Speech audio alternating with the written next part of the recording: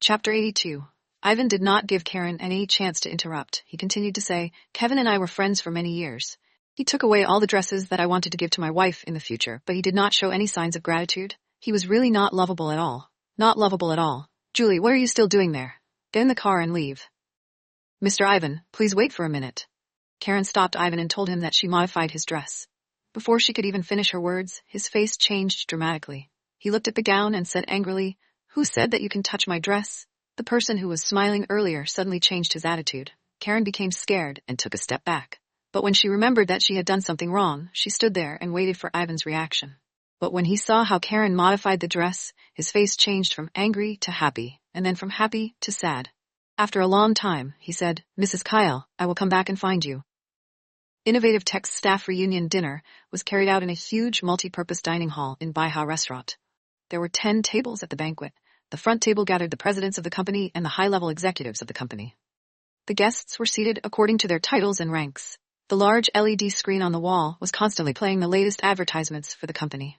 After Innovative Tech was bought over by Rovio Incorporation Inc., the brand image and advertisements seemed to have improved so much than before. To be honest, Innovative Tech was now a company under the leadership of Rovio Inc. With the powerful and influential father, Rovio Incorporation, Innovative Tech didn't have to be worried about being looked down upon by other companies.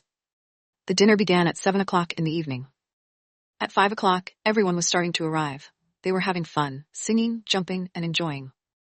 Karen arrived a little late when the majority of the crowd were already here. She was late because Kevin asked her to wait for him, and she agreed to come here with Kevin. When they just arrived, Kevin was brought away by Nick Black and Assistant Gray because they need him to deal with some urgent matter. Since she figured things out, Karen was no longer afraid of having her relationship with Kevin exposed. They were legally married. Why did they act like they were having an affair with each other every time they got together?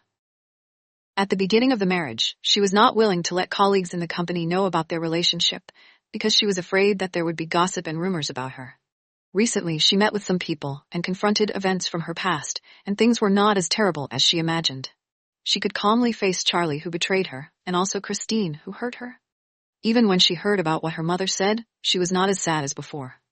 Because she knew that she would not be alone now. She had Kevin now. As long as Kevin remained by her side, she would not be afraid. Karen, you're finally here. May was singing a love song with William Baker when she saw Karen coming in. Karen smiled. You guys have been playing for quite a while, haven't you? Yes, we've been playing for a long time, except for you. Alice leaned over to Karen and whispered, I didn't say anything about that day. Karen smiled. Thank you. Suni was originally with the management department. When she saw Karen, she came over with a glass of wine in her hand. My colleagues are all here. Let me propose a toast to everyone. Manager Olson, you and Karen's scarves share the same design, but the color is different. I remembered it was a limited edition piece. When I bought it, it was already sold out. Alice was from Chatterton Town, and she came from a wealthy family. She liked to collect luxury goods, so she knew about it very well. Suni adjusted the red scarf around her neck and smiled. Yes, it took almost half of my salary. By the way, Karen, how much did you spend on it? It's very expensive for me. My heart was bleeding when I paid with the card. Originally, Karen only wanted to buy one for Kevin, but in the end, she bought 2. When she paid with her card, her heart was bleeding. The bags that you usually carry weren't from luxury brands. I didn't expect that for a scarf. You were willing to spend such a big amount. Sunny looked at Karen and smiled. Then she turned around and left. Karen knew that Sunny had some intentions. But so what? She was a decent person, and she was no longer afraid of those who would talk bad about her behind her back. Karen, come and sing a song. May handed the microphone over to Karen. Which song do you want to sing? I'll choose for you. Karen thought for a moment and said, Easy come, easy go. She wanted to use this song to say goodbye to the bad things in the past. No one can hurt her again in the future. May chose this song for Karen. When the melody of the song started, everyone started to move according to the beat. However, when Karen was about to sing, the biggest LED screen on the wall changed from advertisements to a photo. Karen, look at the screen. Hearing May's voice, Karen looked up. The big screen was showing photos of her and Kevin. There were pictures of him staring at her tenderly, smiling at her when Kevin kissed her, and other intimate photos. If she didn't see all these photos today, Karen wouldn't have known that she was so happy when she was with Kevin. But from the angles of these photos, it looks like they were taken secretly. Not by her and Kevin. Karen felt goosebumps all over her body. Who took these photos? The first person who appeared in Karen's mind was Madonna. Madonna was always jealous of her and had been playing tricks on her. She most probably stalked her and took these photos of her. Except for Madonna, who else could it be? She thought about every possible person, and of course she ignored all kinds of eyes around her. Karen, what happened? May, who was next to Karen, pulled Karen's arm. Most of them were watching the photos slideshow like they were watching some soap opera.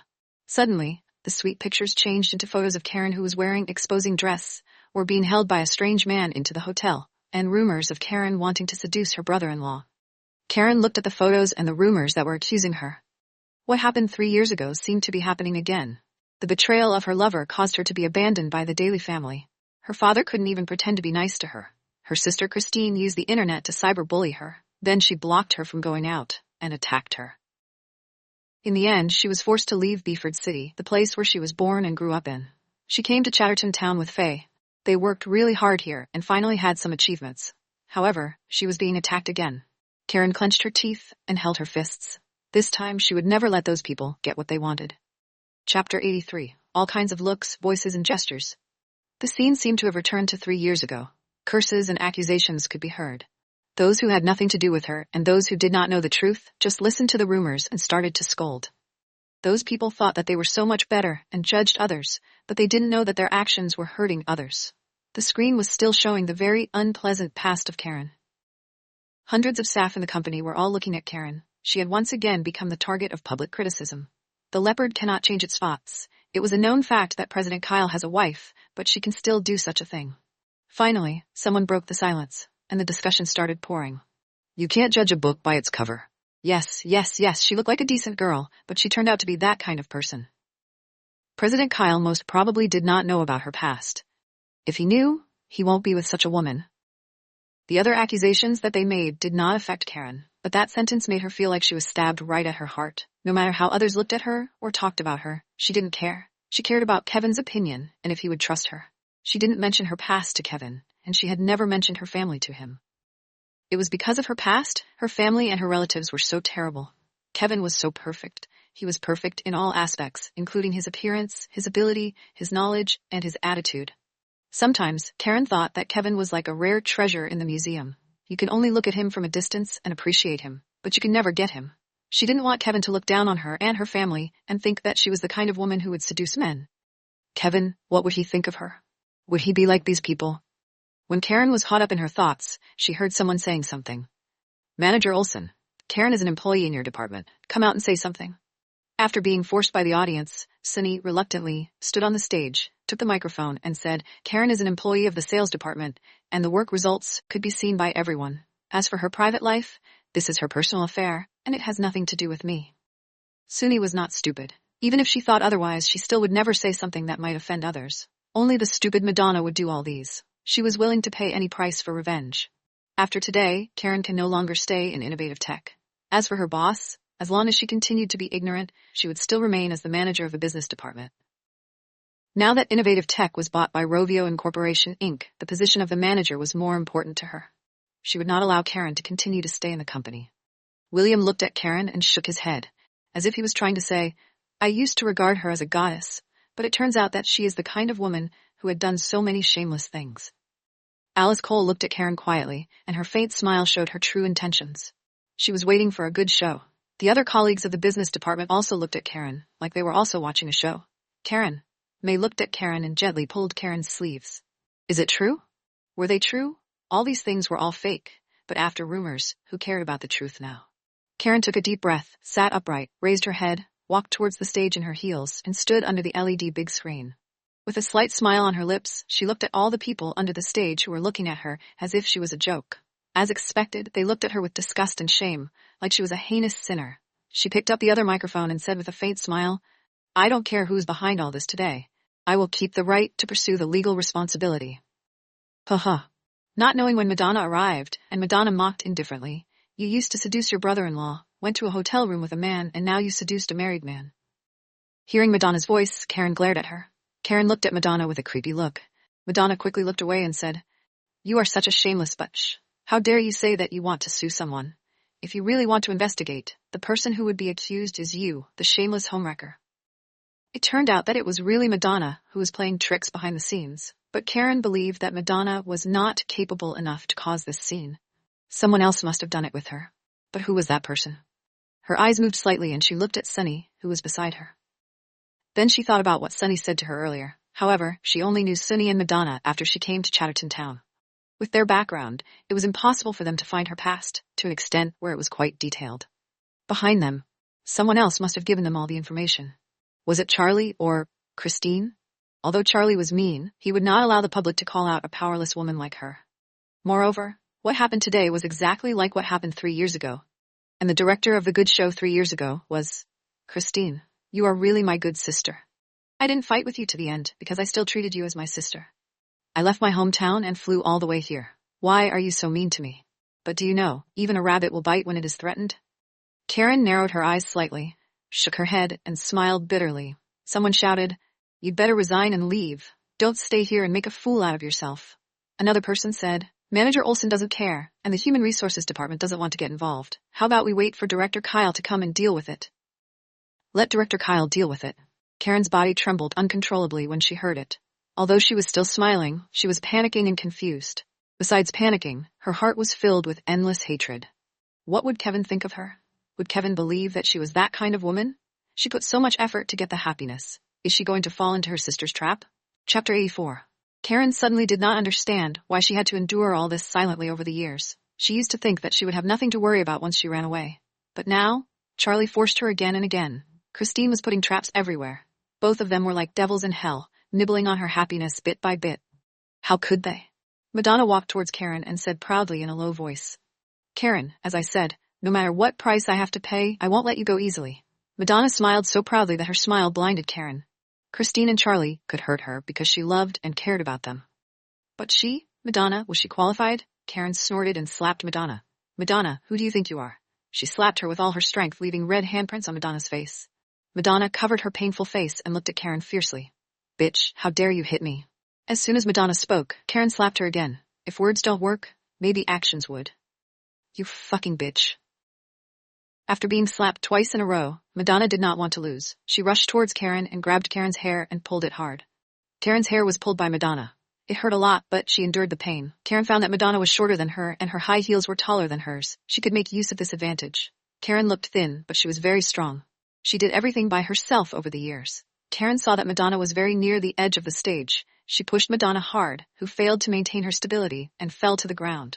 But before Madonna fell down, she grabbed Karen's hair, and Karen fell down with her. Fortunately, the whole hall was covered with carpets, so Karen and Madonna didn't feel much pain. Madonna got up and said, There must be a lot of married women here. There must be some whose husbands cheated on them. Don't you hate this kind of homewrecker? She used to seduce her brother-in-law, but now she seduced President Kyle, who has a wife.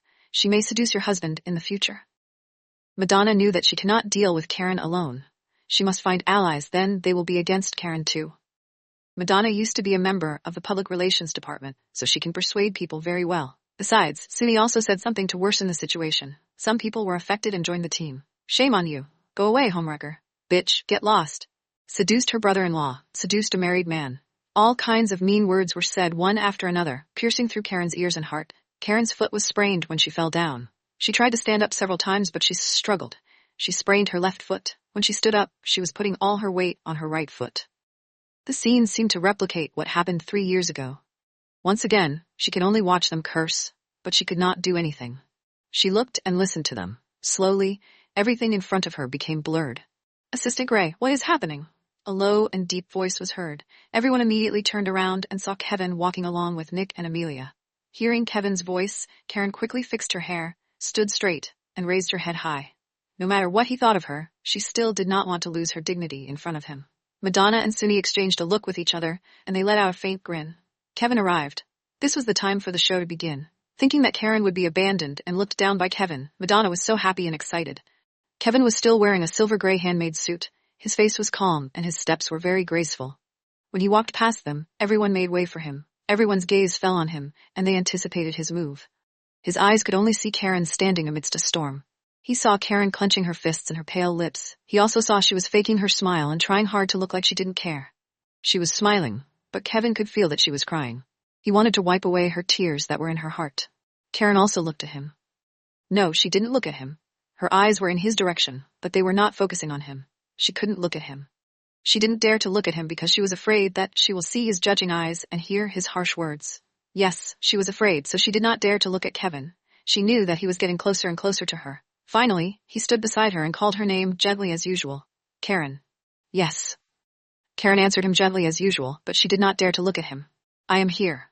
He gently caressed her face with his hand, kissed her forehead, and said in a low and gentle voice, Karen, look at me. At this moment all the voices around them disappeared, and everyone's vision was fixed on both of them. What was going on? President Kyle, look at the big screen. Look at what she did. You will know what kind of woman she is.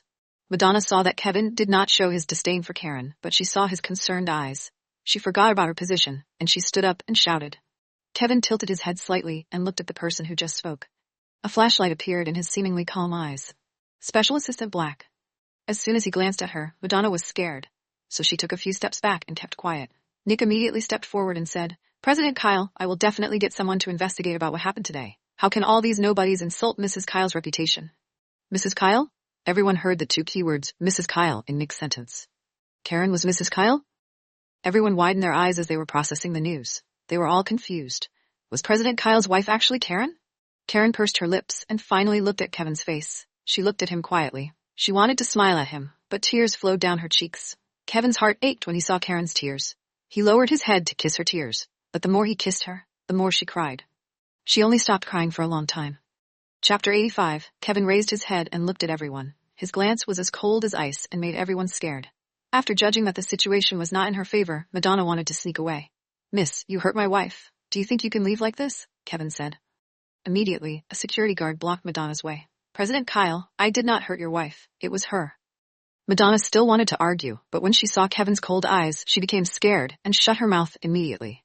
Kevin added, Nick, I don't want anyone involved in this to stay in innovative tech, and those who insulted my wife will be held with legal responsibilities. After saying that, he held Karen's hand and walked away. When Karen wanted to take a step, she screamed out in pain due to her sprain. What's wrong? Kevin asked immediately. I sprained my foot, Karen said. As soon as she finished her sentence, Kevin knelt down on one knee in front of Karen, in front of everyone. He took off her high heels and held it in his hand. He stood up again and grabbed her by her waist. Ignoring everyone else, he turned around and strode away. Karen's head rested on Kevin's chest and snuggled in his arm like a kitten. 3 years ago, when she had to face all of these alone, no one was willing to stay by her side.